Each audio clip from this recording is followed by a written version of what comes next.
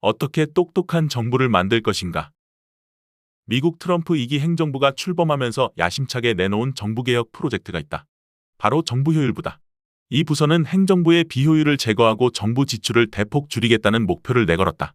테슬라 CEO 일론 머스크와 공화당 정치인 비백 라마스와미가 공동으로 이끌며 정부의 방만한 운영을 혁신하겠다고 선언했다. 그러나 이 실험은 혁신보다는 논란을 더욱 불러일으키고 있다. 트럼프 대통령이 정부효율부를 추진한 배경은 명확하다. 현재 미국의 연방정부 재정적자는 GDP 대비 6%에 달하며 국가채무는 점점 증가하는 상황이다. 공공부문의 인력 감축과 예산 절감은 보수 진영에서 꾸준히 제기해온 수건과제이기도 하다.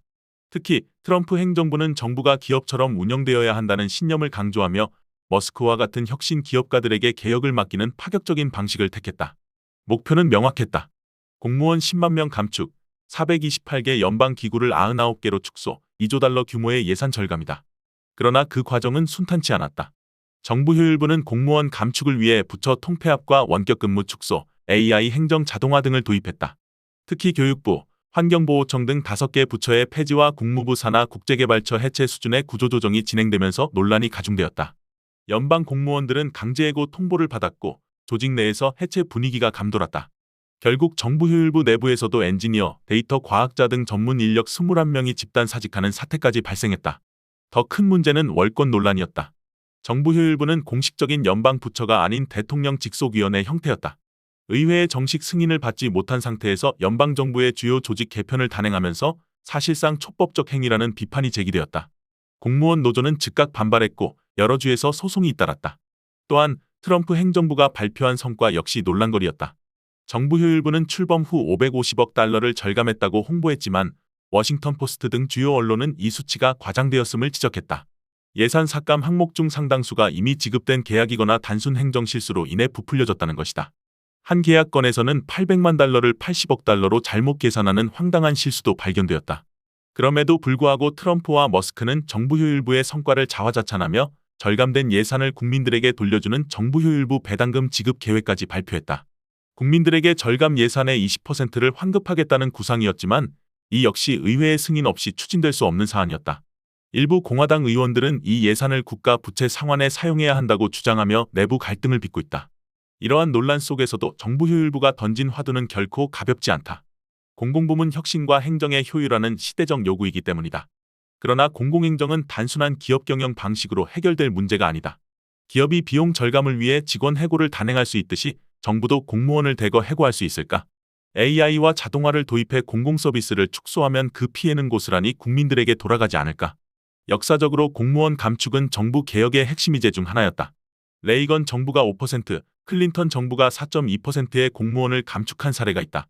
그러나 당시에는 신중한 정책 조율과 사회적 합의를 거쳤다. 반면 정부효율부는 급진적인 감축과 강압적 방식으로 추진되었으며 머스크 개인의 정치적 성향과 기업 경영 방식을 무리하게 공공행정에 적용한 측면이 크다. 공공부문 개혁이 필요하다는 점에는 이견이 없지만 절차적 정당성과 사회적 공감대 없이 진행된 개혁은 성공할 수 없다. 정부효율부 실험이 남긴 가장 큰 교훈은 정부 효율화라는 대의 아래 모든 조치를 정당화할 수 없다는 점이다.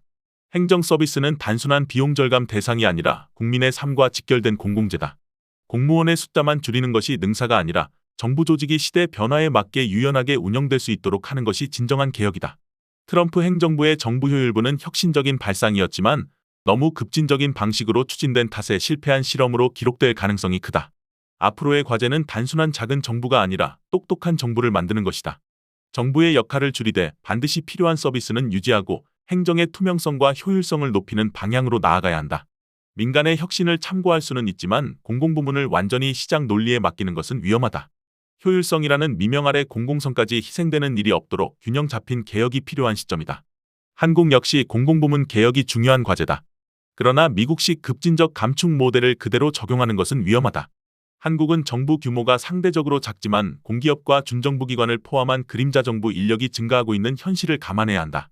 정부 개혁은 단순한 공무원 감축이 아니라 불필요한 예산을 줄이고 민간과의 협력을 강화하며 AI와 디지털 행정을 적절히 활용하는 방향으로 나아가야 한다. 또한 공공서비스의 질을 유지하면서 효율성을 높이는 방식이 필요하다. 정치적 이념보다는 실질적인 행정혁신이 중심이 되어야 하며 무엇보다 국민의 신뢰를 얻을 수 있는 개혁이 되어야 한다. 트럼프의 정부 효율부 실험은 실패로 귀결될 가능성이 크지만 한국은 이를 반면교사 삼아 신중하고 균형 잡힌 개혁을 추진해야 할 것이다. 더 칼럼니스트